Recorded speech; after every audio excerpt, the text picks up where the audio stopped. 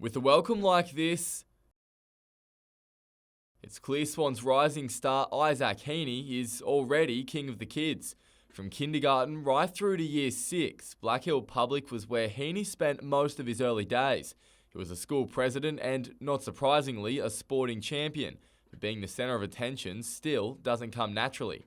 It's something I don't think I will ever get used to. It's not really my character to go out and do that sort of thing, but if I can put a smile on someone's face, it's pretty special to me. That attention is only set to intensify. A goal on debut set the 19-year-old up for a big 2015 season and created plenty of hype. Do try and block that out, and I got a role for the team, and I try and play that every week. That's what I try and do. But there's little bit of media, and there was a few pressures put on me last year, and I felt that I tried to manage those really well. Heaney says the Swans are firing. Pre-season has been tough, but he's overcome some of the niggling injuries that held him back last year. Much of the focus has been on teammate Buddy Franklin, who is back training and tipped to make a return to the field in round 1. The morale of the boys is well up and about, and to have him back in such good spirits and really fit, healthy and strong is something that we can all look towards. Samuel Jordan, NBN News.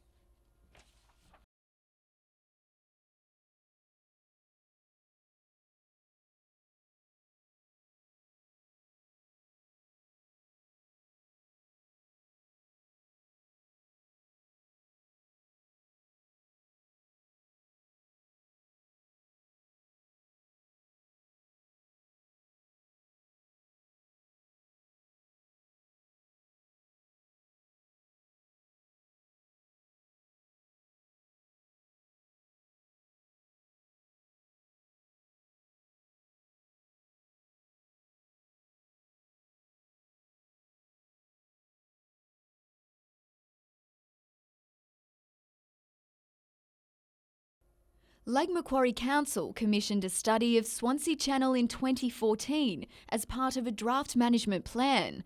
It found that the channel reach in the vicinity of the marina complex was subject to a high erosion hazard.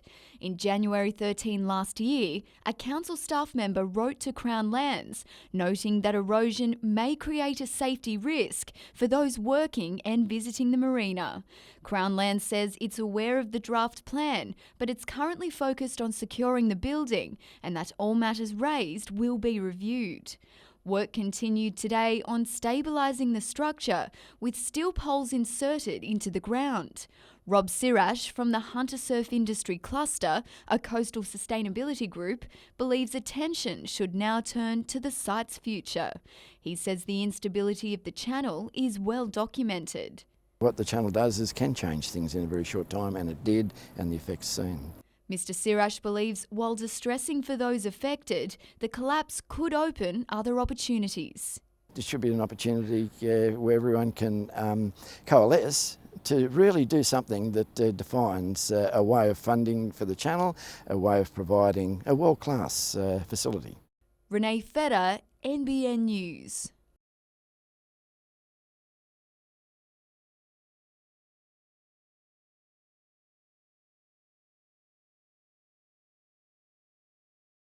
In the budget come June that there should be money, at least if not for planning, then for the road itself.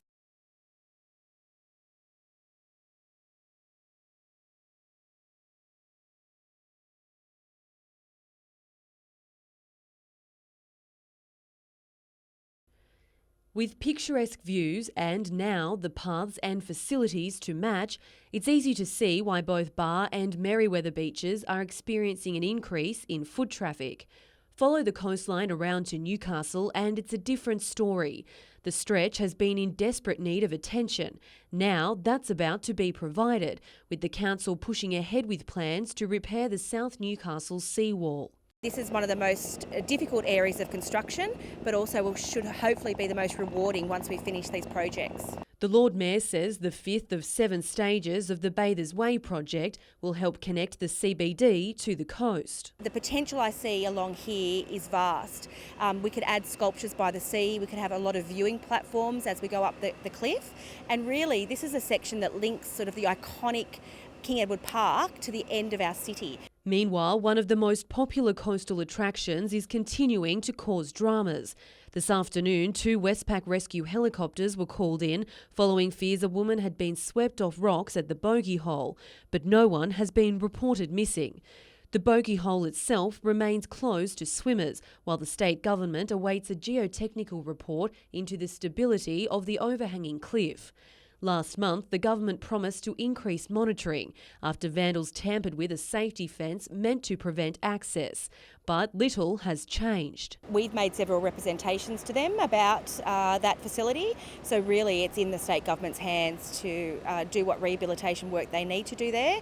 Newcastle MP Tim Crackenthorpe says while the report is yet to be finalised, remedial work will be needed. Emma Murphy, NBN News.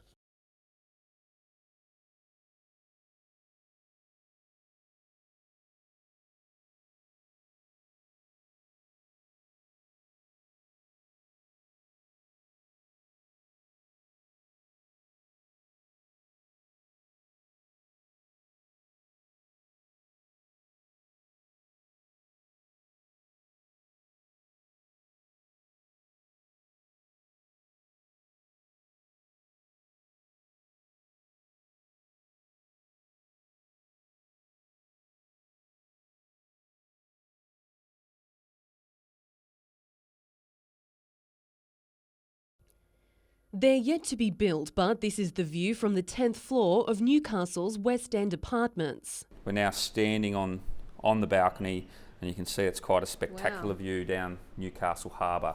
A new app called Arty is allowing potential buyers to take a virtual tour of the development simply by holding their device over any marketing material. And that image activates the augmented reality experience.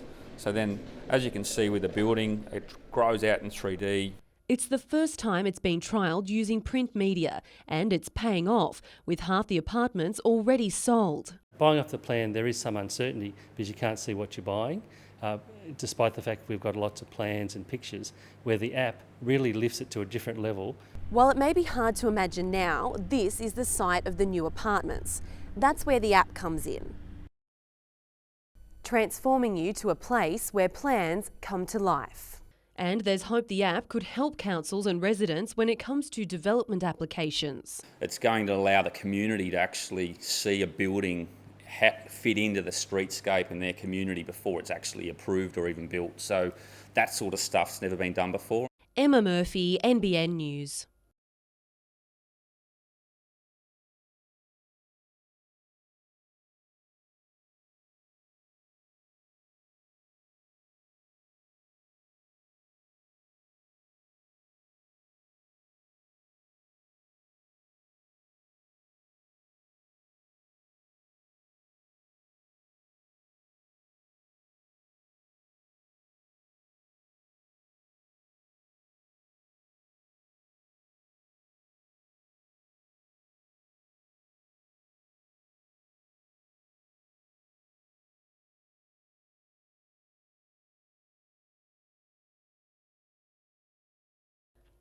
Three days after upstaging Melbourne City, the Jets still have a spring in their step. It's always nice to arrive back at work on a Monday and see the players getting the rewards for all their efforts. It's a quick turnaround for Newcastle after that 2-1 win, but Scott Miller says fatigue won't be an issue in Brisbane. The focus is all about preparation. It doesn't change irrespective of the short turnaround. We knew about it early on, so in terms of strategies to recover quickly, they've been put in place. Despite missing training, Ryan Kitto is still a possibility for the clash pending his progress with a sore back. His rehab's going well. It's continuous at this point, so I'll get an update where he's at this afternoon. Ben Kantarovski's also looking strong, but Miller is hinting at a conservative lineup, particularly in regards to whether Morton Nordstrand or Leonardo start on the bench. It's going to be a hard one because obviously you've got Leonardo and himself, 60 to 70 minutes maximum in their legs, so the overall balance later in the game is the big consideration at this point. Second on the ladder, Brisbane is coming off the back of a 4-0 win over the Mariners, but the Jets have their sights set on a top 6 finish. That's our job on Friday, to negate their pressure and their confidence and compound pressure on them. Georgina Smythe, NBN News.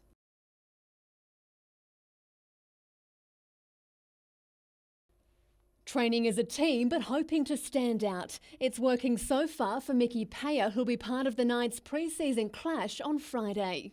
I think it's more of a case of just getting out there, getting some game time, getting some Ks in the leagues again. With just 3 weeks until the season kicks off, Payer is keen to make an impression on new coach Nathan Brown after returning to the NRL from the English Super League. He often gets the boys together every week, and we know what's required out there, and I'm sure he'll touch on that and come closer to the game. Among the 36 others named, brothers Chanel and Pat Matautia and Lachlan Fitzgibbon. The back rower says competition is fierce for spots in round 1, and those playing on Friday night will be taking the game very seriously. Healthy competition's always good, you know, it always makes you strive for more and makes you train harder. The Knights will be looking to build pre-season momentum after again making the quarterfinals of the Auckland Nines. Yeah, it was a tough club. They got some good juniors coming through, so nothing short of a physical game. Georgina Smythe, NBN News.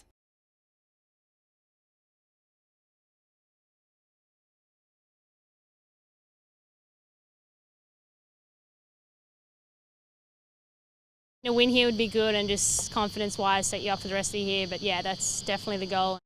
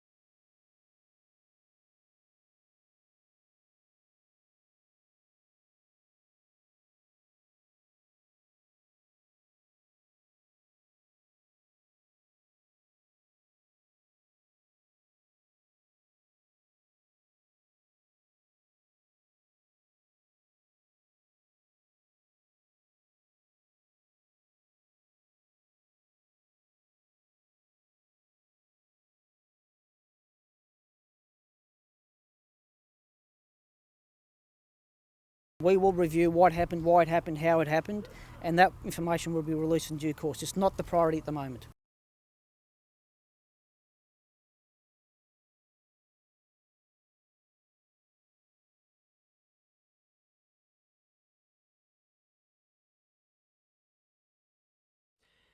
The only road in and out of Catherine Hill Bay for residents, it's a dead end. 20 years we've had promises of something to be done and absolutely nothing's happened. Flowers Drive, far from rosy for this group. Too much traffic, speeding drivers and crashes, all right outside their homes. If these power poles weren't here, they'd be in our bedrooms. So it's a huge risk. The problem, according to locals, is this, the Rose Group development. It closed down the other access road, Montefiore Street, which is on private land, so construction vehicles could come and go. We were told that would only be for a few months and definitely not over the summer. Well, it's still closed and it's being extended, so we don't know when it's really going to reopen. Neither does the developer, Brian Rose, but if he does, he's not saying so, telling NBN after a delayed start, work on the realignment and total rebuilding of the private road known as Montefiore Street is almost complete. When Montefiore Street does reopen, the developer will have spent around $4.5 million upgrading it, improving not only the road but building cycleways and installing traffic lights as well. Council says it plans to install speed cushions along Flowers Drive. 2 will be installed in May. So for residents, it's more of this for the time being. Tyson Cottrell, NBN News.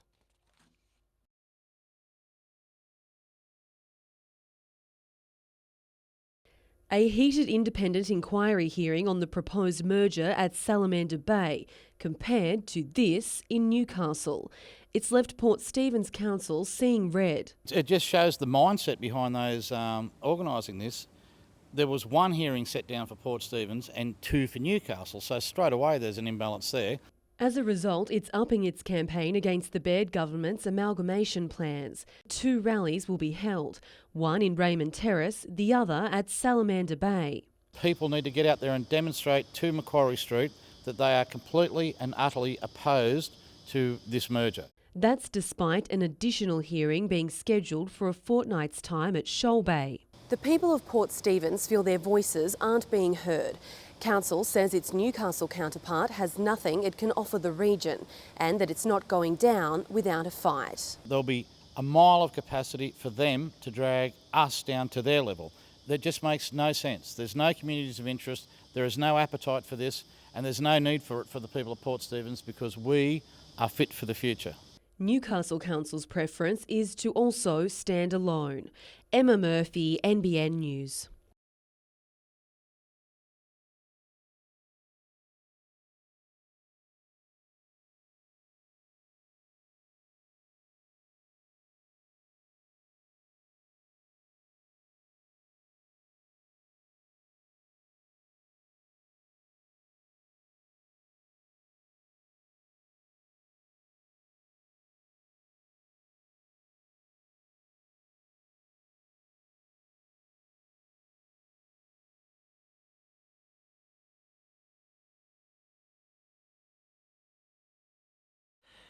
When it comes to the afternoon school bus run, it's very much a numbers game. But some parents of students at Wallsend High say the figures just don't add up. Too many students and not enough buses. Parents have taken to Facebook, claiming they've been forced to pick up their children while others were forced to walk. I know right now that Wallsend High Callaghan campus are working with Hunter Valley buses so that we can ensure that all of the students can get on the buses as quickly as possible. Wallsend High has seen an influx of students as more and more families make the move to new estates in nearby Fletcher and Minmai. For the local member, it's another example of public transport struggling to keep up with demand, an issue she'll be raising when Parliament resumes next week. The demand of an additional population growth in areas that are really attractive. People like to move to Fletcher, but they ought to be able to move and know that their children can get to school, back in school quickly. Tyson Cottrell, NBN News.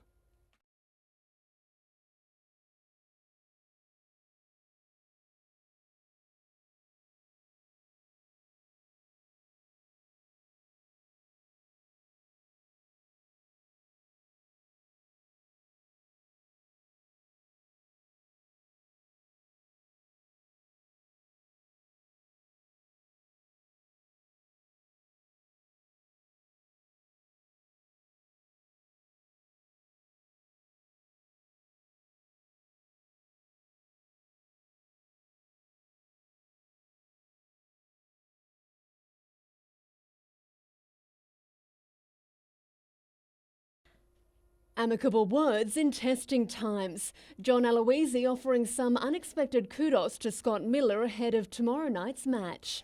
It takes time to get a club in order and then change, what he believes wasn't a good culture, and I think he's done a good job there. Pleasantries aside, the Jets want to keep the ball rolling. Had a good result at home last week, and that doesn't count for anything if we can't back it up with another good performance. Mark Birighitti says he was disappointed to concede a goal last weekend and wants to keep a clean sheet against the Raw. While the Raw's strike force poses a major threat, the Jets say they'll capitalise on cracks in Brisbane's defence. Team their front three a top draw, so we'll be kept busy. But as I said, we've analysed their game, and there's areas in their game where we can hurt them, and we'll be trying to implement that tomorrow night. Now cleared to play, Henrique will be the danger man. He's a quality player. We all know what he brings to the Brisbane Roar, and if he does play, we'll try the best to keep him out. The whole back four and the two defensive midfielders have been, on the top of their game, and if they're on the top of their game, it makes my job a lot easier. Georgina Smythe, NBN News.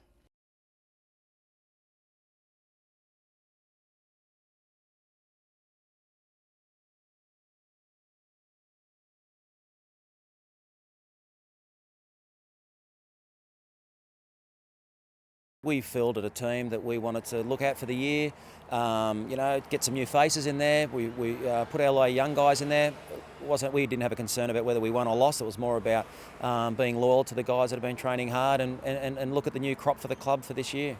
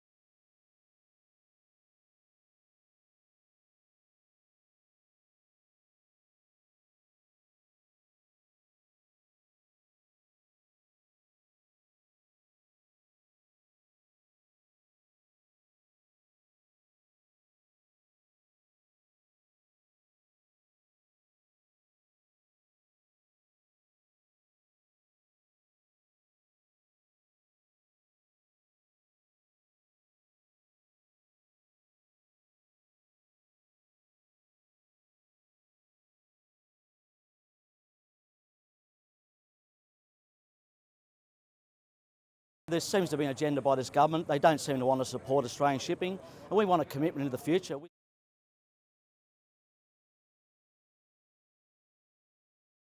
The bill that allowed this to happen was introduced by Anthony Albanese in 2012.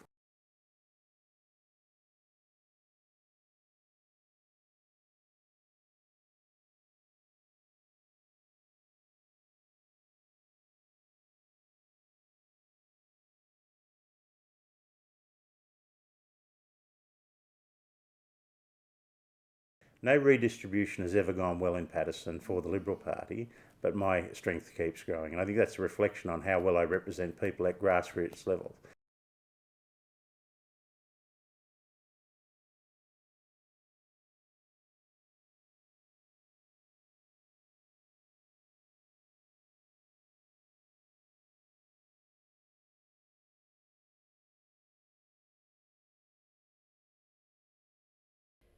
The need for existing conditions to continue and a fair go. The families of workers at Yancoal's 3 Hunter mines say it's a simple request. In November, Yancoal created a new company, and in mid-January they said to staff, 181 staff, that if they didn't sign new contracts and change over to the new employing entity, that they would get the sack. These are long-serving, loyal employees, many of them, who just want to keep what they have. The union says under the new contracts, accrued sick leave will no longer be paid out on resignation and that penalty rates will be reviewed. This industry is a hard industry. These guys, a lot of them are supervisors, and they're the ones in the firing line when things go wrong in the mine.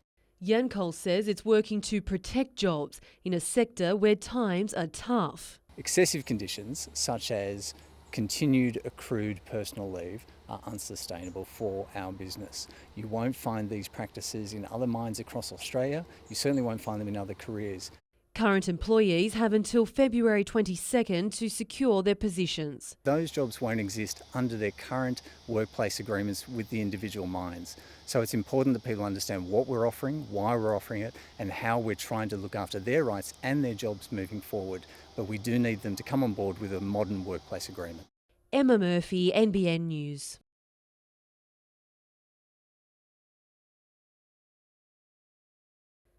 Mark Hughes knows what it's like to have your whole world turned upside down.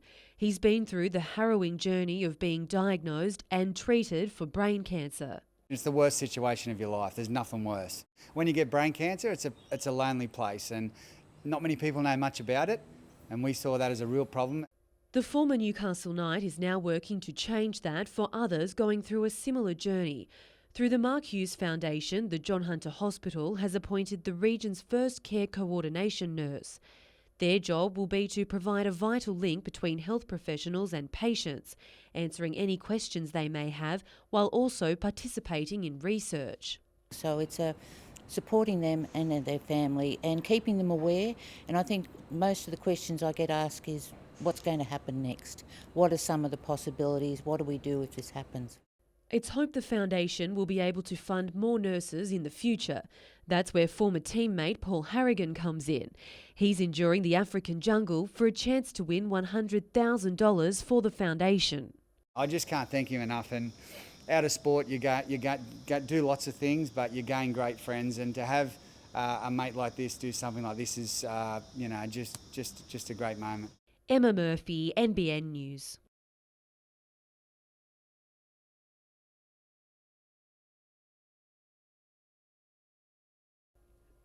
It's been 26 years since David and Tracy Pass lost their daughter Louise. At just a week old, doctors diagnosed her with trisomy 18, an extremely rare condition in which the 18th chromosome appears 3 times instead of 2. Did you even know what that was? No. No, we had no idea. Yeah. And really, in 1990, there wasn't many ways to even research that. Since then, the couple has dedicated countless hours to raising awareness of the heartbreaking disorder. It's their way of ensuring other families aren't left to navigate a diagnosis alone. Part of the reason we do what we do is to honour her, to make her short life worth something. Next month, David and Tracy will trek the 30 kilometres from their Bob's Farm home to Newcastle, where they'll join the Great North Walk, eventually winding up in Sydney 12 days later. The fact that it coincided with March, which is Trisomy Awareness Month, we thought, well, let's join the two together, two things that we're passionate about, and we'll raise some awareness. You can follow the couple's adventure online by heading to their webpage. Amanda Douglas, NBN News.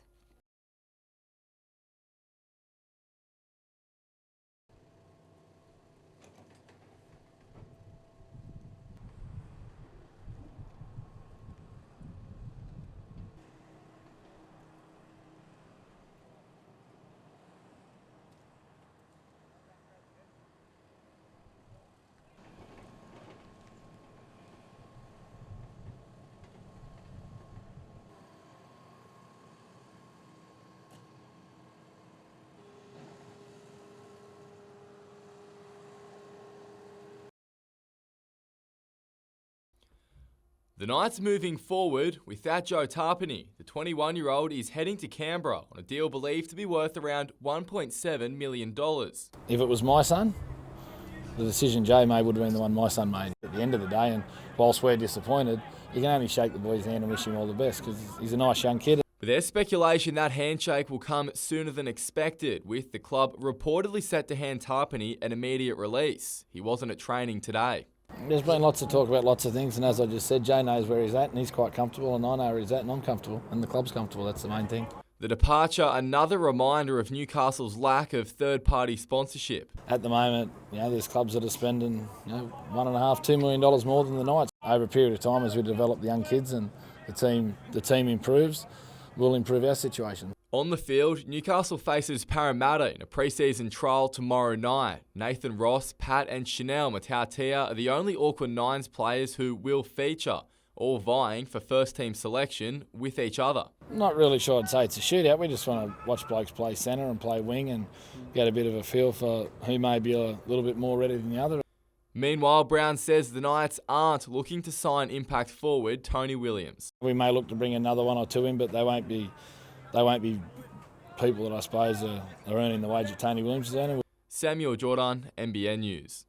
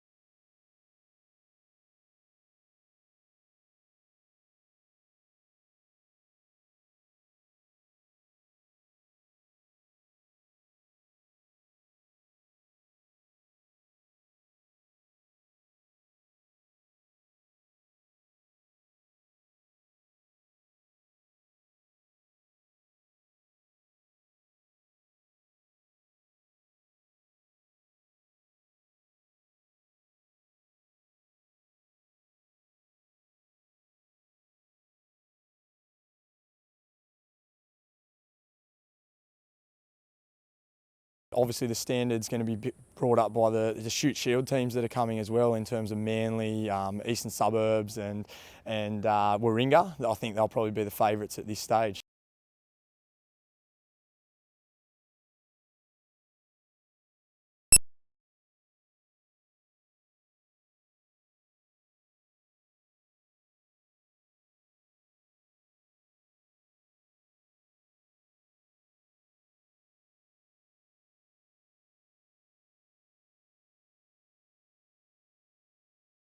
Good hit out before state, everyone's there, every club's there from the branch. The Ironman's always a good one there, and I like to win that one, so I'm sure there'll be a few knocking on the door, but hopefully I can hold everyone out.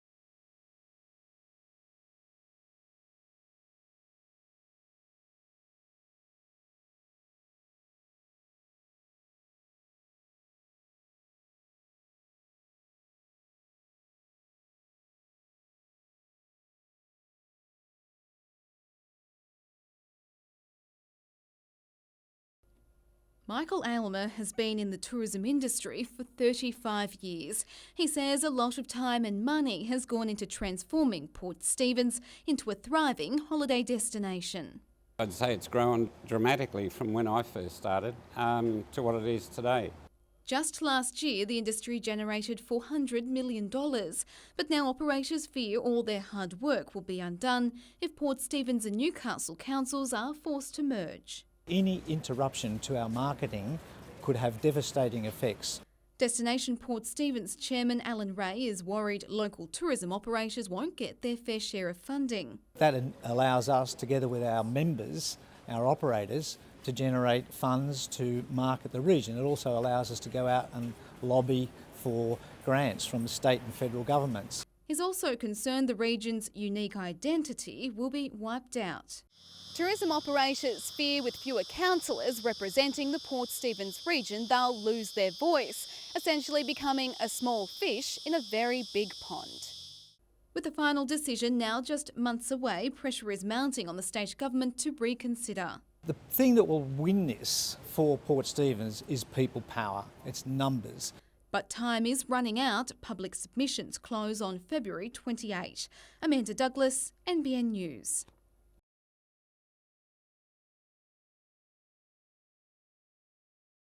Sweeping views of the city and coast, all from the balcony of Mark Kavanagh and Samantha Alford's investment property at Merewether. In late 2014, the couple decided to lease it out to holidaymakers, listing it online with several major booking sites. Not long after that, we started to realise some of the frustrations with lack of control and the poor customer support, and we thought there really has to be something better than this. It was then Travelling Frogs was born. It's to be a place where people can connect. We wanted to be able to put the control back into the owners and the guests' hands rather than us, holding all the funds. The couple says rising commissions, with profits heading overseas, also influenced their decision to start the business. Travelling Frogs operates on a yearly membership fee and is particularly focused on supporting property owners in regional Australia. We really believe that, as one of our values, that we wanted to try and keep those Aussie dollars in Australia and keep them in local communities to build local economies.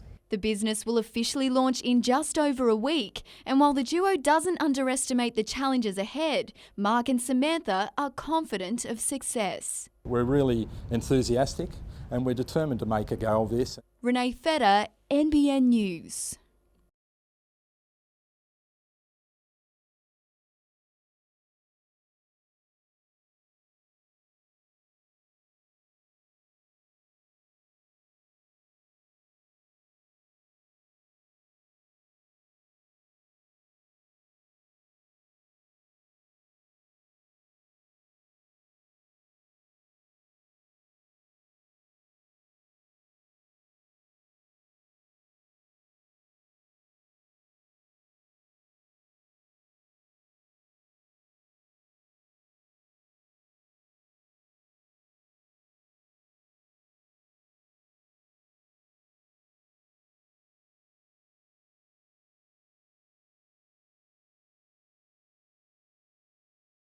Business interview skills, self-defence, walking tall, and just different coping mechanisms that Nia and I have used throughout our childhood and teen years that have helped us get to where we are today.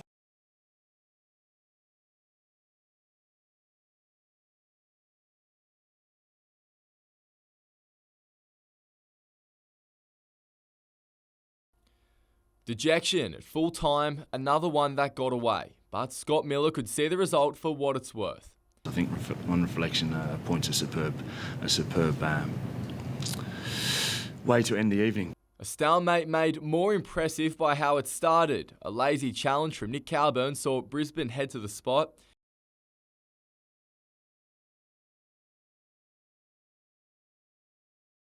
But Newcastle took it to the Raw and Mitch Cooper found the breakthrough, his first for the club.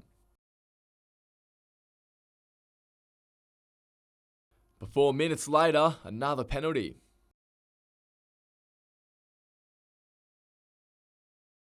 At full time, Miller suggested it should have been a send-off. At the post-match presser, he'd cooled down. I can't really comment. The referee made his decision. We got the reward of the penalty, and that's as far as it goes. It didn't matter to Trifanovic, he made it 2-1 with ease. But the contest was far from finished. A fortunate deflection handed Jade North the equaliser. Brisbane stepped up. Somehow, Mark Birigidi held on. A few more tense moments, but the Jets stayed strong. A point away from home, but feelings of a chance missed. We're in a stage where it's our responsibility to maximise the opportunities that we see and take points. Samuel Jordan, NBN News.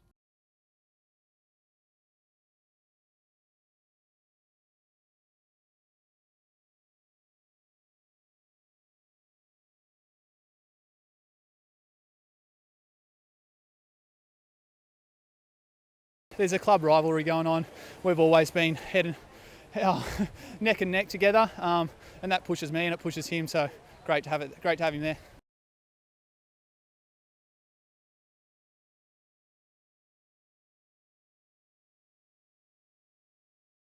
Yeah, haven't had the opportunity to race much this year. Had some family and work commitments, so it's actually my first race of the season, so I'm pretty stoked.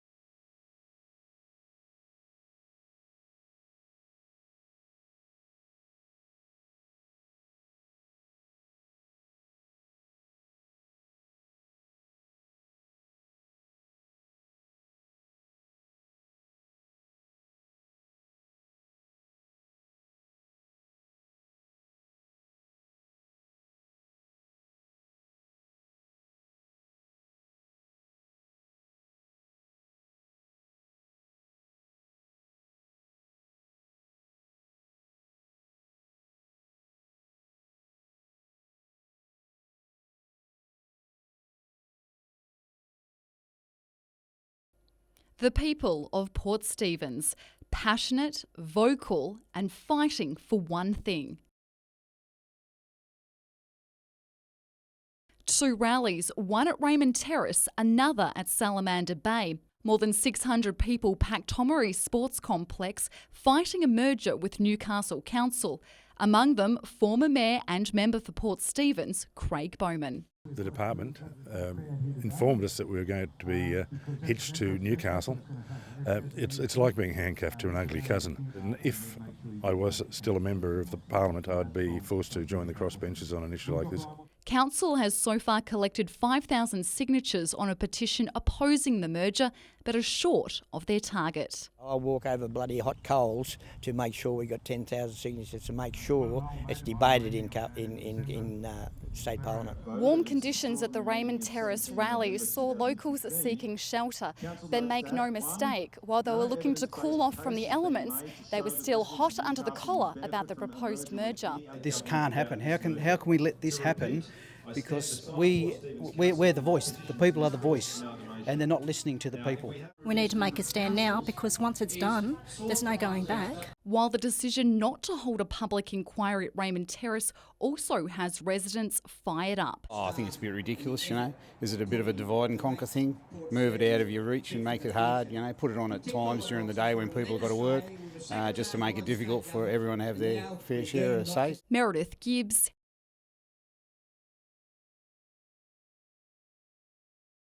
NBN News. Hanging high above the collapsed marina, experts gained yet another perspective on the situation at Pelican.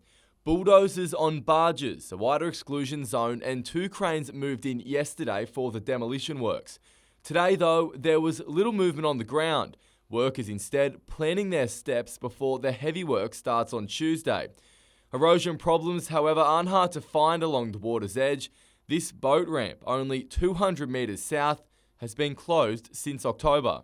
The water coming underneath, it looks like it's undermined the ramp, and it's caused cracks that we're no longer able to have boat traffic on there. Problems first arose after the April storm. Soon after, it cracked in half. Council currently has tenders out for the new ramp to be built in the coming months, strengthened with piers driven into the seabed. They're a lot more stable, so even if they do get undermined a little bit, it won't hurt the ramp. North of the marina, and this retaining wall has cracked apart and fallen into the lake. Pelican Jetty is closed too. Council postponing plans to inspect it for the time being, not that it stopped people today. Along this channel, the water moves and the seabed moves a lot, so we're constantly checking our assets. To get a better idea of the challenges posed to Council, this is the water level at mid-tide, already lapping up against the rocks. Not only that, the depth changes by metres in just a few steps. Council has no conclusive evidence to say the water currents have sped up in recent years as a result of dredging. There's lots of reasons to say that this has changed or the water depth's changed, so that is being talked about at the moment. Samuel Jordan, NBN News.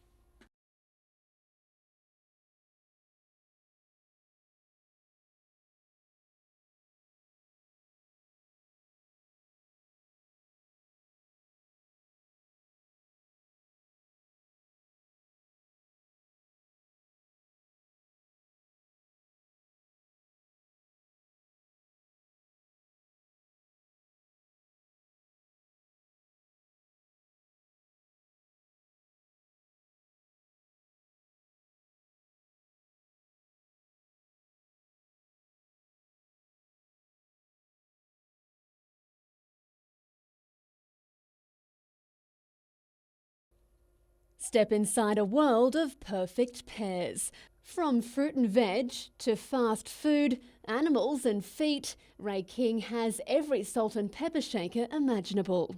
A lot of people are surprised at the sheer variation in them. They just don't realise there are so many. But wait, there's more. And they walk in here and hit this room and it's golly, or oh my God, look at this, The collector has accumulated over 5,000 shakers in his lifetime. He's sold about 2,000 and has the rest on display at his shop in Murrurundi. It may be hard to believe, but the collection did have humble beginnings after Ray and his wife received a few pairs for their wedding. My wife said, what do we do with 6 sets of salt and pepper shakers? I said, we start a collection. Unsure what to do with all the ornaments, the Kings decided to sell them for their kids' sake. For one reason, the kids were saying, don't you dare go before they do. And the shakers are as varied as they are plentiful. Here's one of the more quirky ones, where you'll notice you've got the toothbrush, which is the pepper, and the toothpaste, which is the salt. Surprisingly, Ray's favourite pairs don't match at all. The ones I like are the ones where the two are completely separate or completely different. For instance, this one with the cat and the fish bowl. If salt and pepper shakers aren't your cup of tea, Ray's got you covered with a batch of beer steins, a melody of matchboxes, and a stockpile of spoons. We bill ourselves as Australia's greatest collection of collections. Certainly there are people who've got more of nearly everything, but not too many people, and certainly shops, have got as many collections of things as we have. Georgina Smythe, NBN News.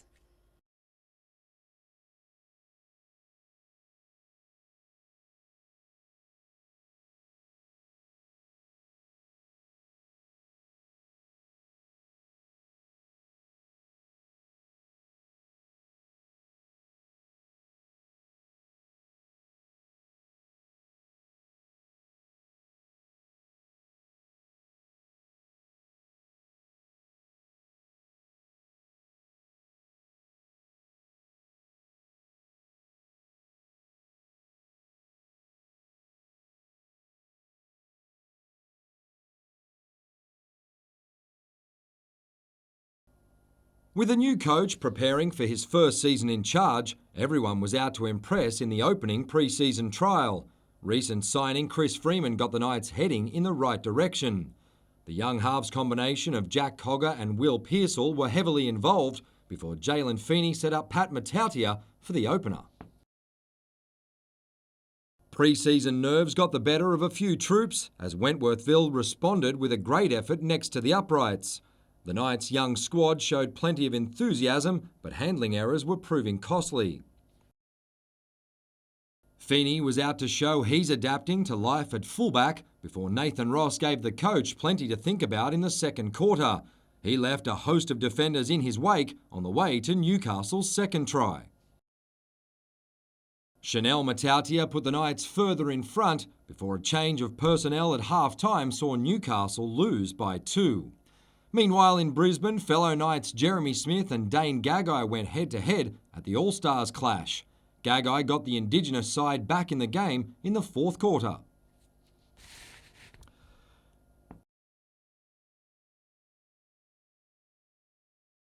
But Smith's World All-Stars would have the last laugh.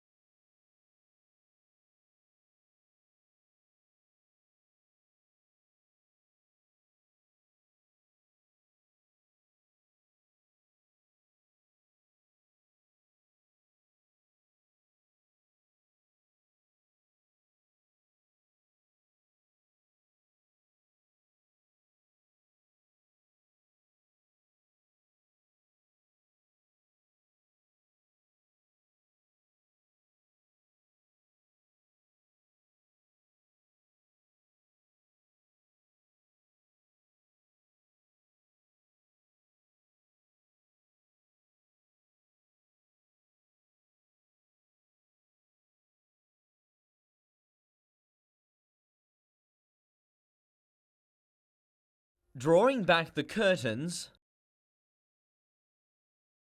to unveil Newcastle's new legal precinct. This is a flagship regional project. The complex on Hunter Street features 10 courtrooms, 2 tribunal rooms, separate facilities for victims and witnesses, a registry and tighter security, all spread over 12,000 square metres, spanning 7 levels. A $90 million price tag with views to match. The new facilities will make justice more efficient. Theoretically, that should be so. More courtrooms individually. It's been a long time coming. Construction took well over 2 years and involved around 1,500 tradespeople. The complex was due to open last October, but the legal fraternity has been waiting longer than that. At least 3 decades and maybe 4 was when the old building reached its use-by date. Construction of a big project is a big project, and this has been delivered. There's already talk of larger trials being held here, up to 8 defendants and 15 jury members. Each courtroom has the technology to allow more people already in custody to appear via video link, meaning they won't need to be taken to and from the courthouse for matters which may only take a few minutes. Also for the people who are the victims of crimes that are heard before the court. They can give evidence from a remote facility. But issues still linger, particularly a lack of parking. This is in the centre of Newcastle. There's parking that surrounds the courthouse. There's public transport. We'll see how that works when the courthouse opens to the public next week. Tyson Cottrell, NBN News.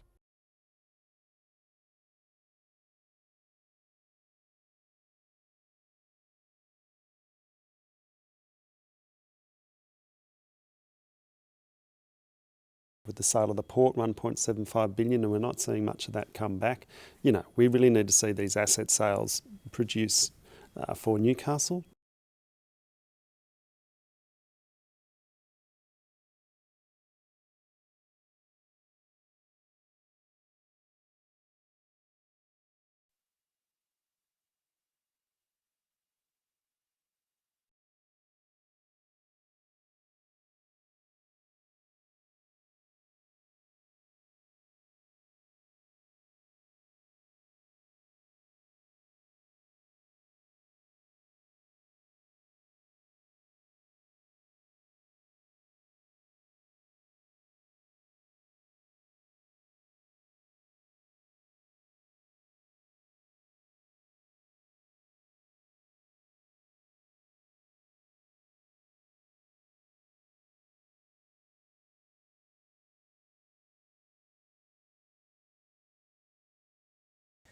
One week ago, the marina first fell into Lake Macquarie. Now, work has halted that process. While the building is stable, authorities aren't taking any risks. Today, it took 3 hours just to pull apart a few support beams, and that's the speed the whole operation will run at.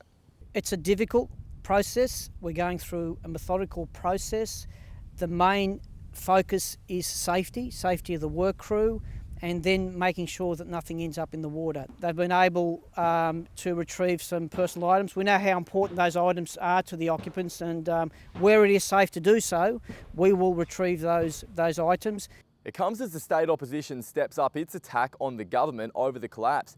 Next Wednesday, it'll introduce a call for papers motion into Parliament seeking the release of confidential documents about the marina's condition, including the independent report for Crown Lands carried out in December that concluded the building was structurally sound. I am really concerned that someone in the department, and it may not have been the minister, but someone in the department knew about the state of that building prior to it sliding into the lake. There were questions asked of the minister after our last visit, and surely he asked the department to have a look at that building.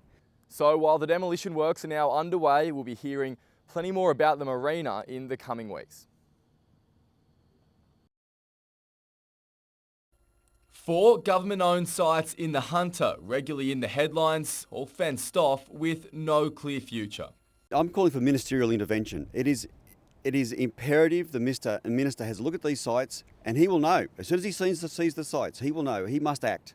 Niall Blair is not only unable to be seen, he's now being reckless in his absence. Today, the Shadow Minister for Lands and Water toured what he could of the bogey hole with Labor MT Tim Crackenthorpe. It was closed last November amid concerns the rocks above it are unstable. Down the hill, there was no one swimming this morning, but despite the fences, it's still being used. Last month, bolt cutters were used to make an entrance. Well, this is going to be cleaned up. I mean, it's not safe for a start, and people are jumping the fence. There is public safety issues here that have to be addressed. Someone is going to get hurt, or even worse, someone may get killed. But the opposition stops short of detailing what it thinks needs to happen in each of the 4 sites. And this afternoon, so did the Minister's office, simply saying the management process needs to be transparent and that the government is working to resolve the issues. Samuel Jordan, NBN News.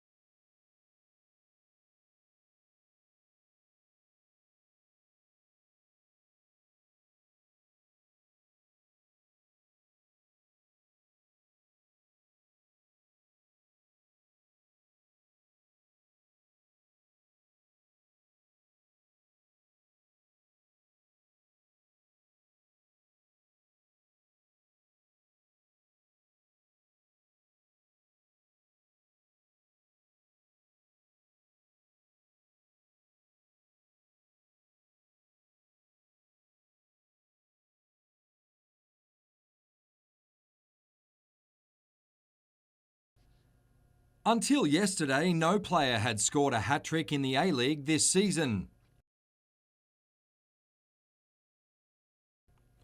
Wellington's Blake Powell went one better with 4 impressive goals.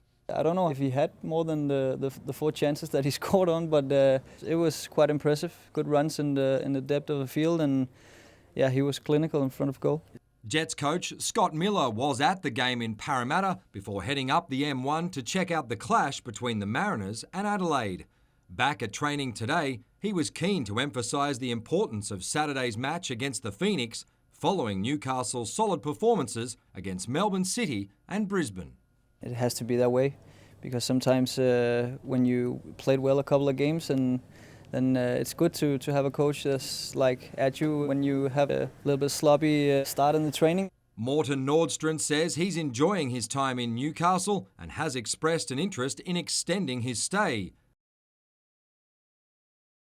The Danish import's priority, a place in the starting 11.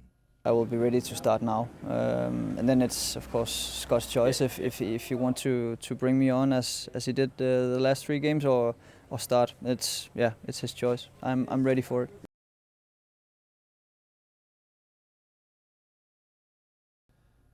He's a crowd favourite, but Akili Uate was almost left out of the night's team photo. Teammate Dane Gagai believes Aku will be back to his best this season. I'm enjoying my time with Aku. He's looking fitter than ever, and he's bouncing around the place. So I can't wait to see what he's going to do. So I'm looking forward to the weekend and playing alongside him. Gagai returned from the All-Stars clash with a try to his name, but was even prouder of the impact the Indigenous team had on the fans. The joy on the people's faces, like when you get out to the communities, and the effect all the boys have on them is just it's so rewarding. So I wouldn't change anything that we did. World All-Star Jeremy Smith is also a fan of the concept. It was a great week, and I just think for all involved, they got a fair bit out of it. This Wednesday, the Knights will head to Orange for the weekend trial against the Raiders. For some, it represents a final chance to push for a first-grade spot. You can do so much of training, but when it comes into game-related stuff, it makes it a little bit harder. So it'll be a good test for us, and we'll definitely see where we're at. While other players were doing whatever they could to beat the heat, Joseph Tarpany was nowhere to be seen at the photo shoot. He signed a lucrative deal with Canberra due to start in 2017, but today's absence has further fueled speculation he'll head south this season.